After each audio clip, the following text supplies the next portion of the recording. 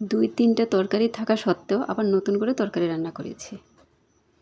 আমরা মেয়েরা কিন্তু আসলে এটাই করি। যাই হোক, এখন চলে যাচ্ছি মূল রেসিপিতে। এটা কড়াই বসিয়ে দিলাম, পরিমাণ তেল দিয়ে সামান্য একটু হলুদ দিয়েছি আর 2 টুকরো মাছ ভেজে নিচ্ছি। মাছটা আপনারা পছন্দ অনুযায়ী ভেজে নেবেন, আমি কড়া করে ভেজে নিয়েছি। এই কড়াইতেই 2টা পেঁয়াজ কুচি,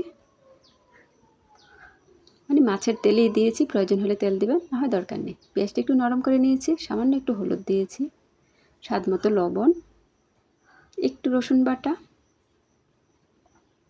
আর একটু মরিচের গুঁড়া, একটু জিরার গুঁড়া আর একটু পানি দিয়ে মশলাটা ভালোভাবে কষিয়ে নিব। এমনভাবে কষাবো যেন রান্নাটা এখানেই হয়ে গেছে। আমি একটা টমেটো দিয়ে দিব। টমেটোটা আপনারা স্কিপ করতে পারেন পছন্দ না করলে। আমার বাসায় সবাই পছন্দ করে টমেটো, তাই সব রেসিপিতে আমি টমেটো রাখার চেষ্টা করি। টমেটো দিয়ে আরও কিছুক্ষণ ভালোভাবে কষিয়ে নিব। গত রাতের 2টা তরকারি ছিল, আমার হাজব্যান্ড খাবে না বা খেতে যদি ভালো না লাগে, তাই 2 পিস মাছ রান্না করে নিলাম আর সাথে ডাল। আমরা মেয়েরা আসলে এটাই করি। হাজব্যান্ড যদি খেতে পছন্দ না করে, খেতে না পারে অফিস থেকে এসে, আগেভাগেই তার জন্য একটা ব্যবস্থা করে রাখি। কিছু কাঁচামরিচের টুকরো দিয়েছিলাম ফ্লেভারের জন্য, আর লাস্ট ফিনিশিংয়ে কিছু ধনিয়া পাতা।